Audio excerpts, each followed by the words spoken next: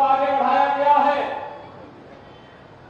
कि कुख्यात माफियाओं के कब्जे से मुक्त कराई गई भूमि पर प्रधानमंत्री आवास योजना के अंतर्गत 76 परिवारों को आज उनका आवास सौंपने का चाबी वितरण करने का एक पवित्र कार्यक्रम आज यहां संपन्न हो रहा है। इसके लिए प्रयागराज की धरती को कोटि कोटि नमन करते हुए मैं उन सभी 76 परिवारों के साथ साथ अब तक प्रदेश के अंदर आदरणीय प्रधानमंत्री मोदी जी के मार्गदर्शन और प्रेरणा से और उनके अनुकंपा से जिन 54 लाख गरीबों को एक एक आवास प्राप्त हुआ है, उन सबका भी हृदय से अभिनंदन करता हूं, बधाई देता हूं। कहने के लिए 76 आवास है, लेकिन इसके पीछे एक पवित्र भाव है। याद करिए, ये वही प्रदेश है जहां 2017 के पहले गरीबों की भूमि पर, व्यापारियों की भूमि पर, सरकारी भूमि पर कोई भी माफिया, कोई भी दबंग आकर के कब्जा कर लेता था, गरीब देखता रहता था। लेकिन अब उन्हीं माफिया और दबंगों से छुड़ाई गई भूमि पर गरीबों के लिए आशियाना बन रहे हैं, अच्छे भवन बन रहे हैं। यह अपने आप एक मैसेज है।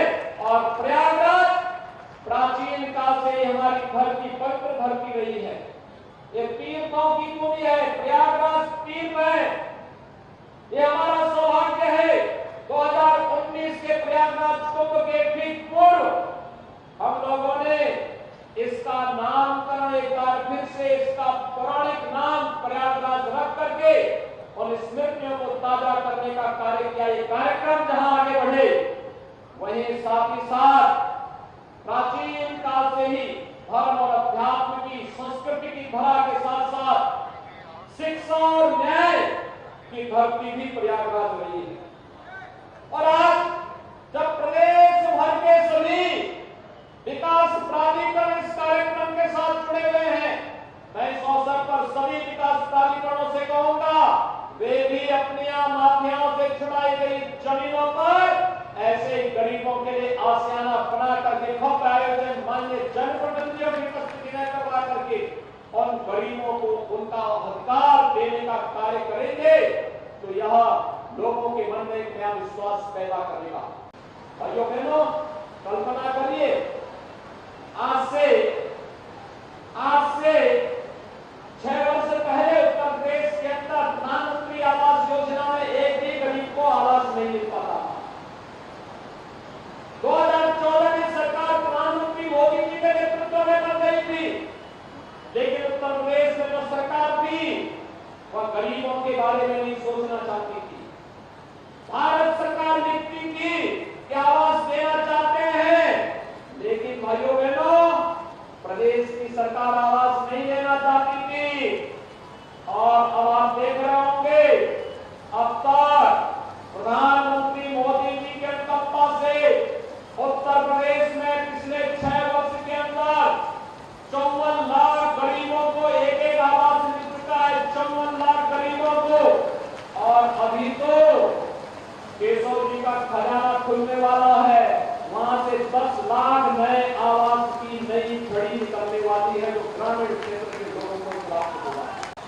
भाई मैं भी आपको पूछ रहा था गरीबों से, आप देख रहे होंगे, जो कभी सपना भी नहीं देखते थे कि आवास उनका भी बन पाएगा, उनका भी आवास होगा, एक सपना था, लेकिन अब वो हकीकत बन गई है। आपने देखा होगा क्या उनके चेहरे पर मुस्कान थी।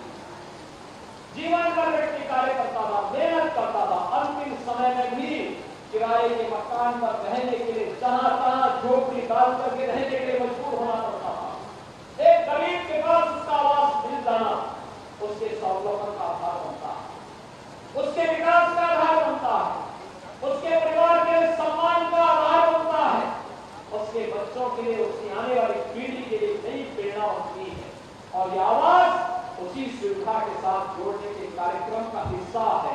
और जब 2021 में हम लोगों ने इस कार्यक्रम को किया था, तब सिद्धार्थनाथ जी उस समय कहते थे क्या ये समय पे पूरा हो जाएगा? मैंने कहा चिंता मत करिए, समय पे पूरा भी होगा और इसी भव्यता के साथ हम इस गरीबों को वितरण करने का काम भी करेंगे। और भाइयों बहनों, आज सब कुछ अंतःकरण से इस बात की अनुभूति हुई कि हम लोगों का सत्ता में आना गरीब के साथ खड़े हो गए। पहले की सत्ताएं माफियाओं के साथ खड़ी होती थी, इसलिए कांग्रेस कभी नहीं कर पाता।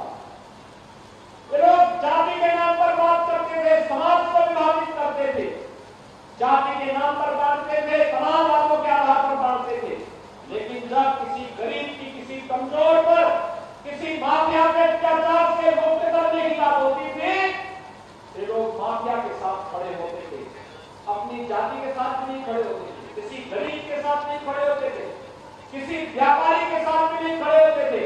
लेकिन भाइयों बहनों, आज मैं गर्व के साथ कह सकता हूं, एक डबल इंजन की सरकार जिस मजबूती के साथ आज कार्य कर रही है, इन गरीबों को मिलने वाला ये मकान इसी का प्रमाण है।